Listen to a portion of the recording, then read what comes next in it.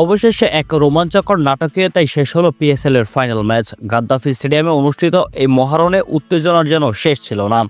শেষ মুহূর্তে জিম্বাবুয়ান তারকা সিকান্দার রাজার দুর্দান্ত ব্যাটিংয়ে লাহোর কালান্দার্সকে এনে দিল শিরোপা। কোয়েটা গ্লোরিয়র্স প্রথমে ব্যাট করে 9 উইকেটে হারিয়ে তুলে 201 রান। হাসান নওয়াজ 76 রান করেন 43 বলে। অভিষেক ফার্নান্দো 29, ফাহিম আশরাফ 28 এবং চান্দিমাল ও রুশো করেন 22 রান করে।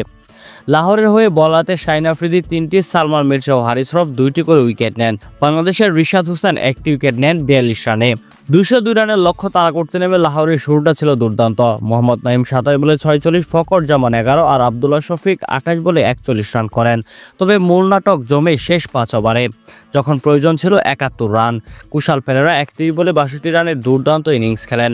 তার সঙ্গে ঝড় তোলেন সিকান্দার রাজা। মাত্র 7 বলে 22 রান করে দলের জয়ে প্রধান ভূমিকা রাখেন তিনি।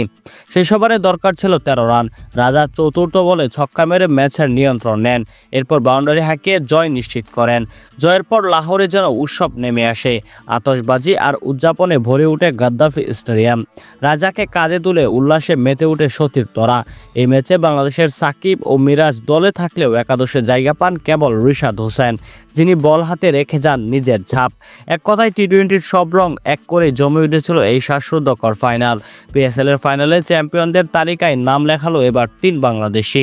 বিদেশি কোনো ফ্র্যাঞ্চাইজি টুর্নামেন্টে এরকম ঘটনা এবারেই প্রথম ঘটেছে, যে চ্যাম্পিয়নশিপে 3 জন বাংলাদেশি খেলোয়াড়।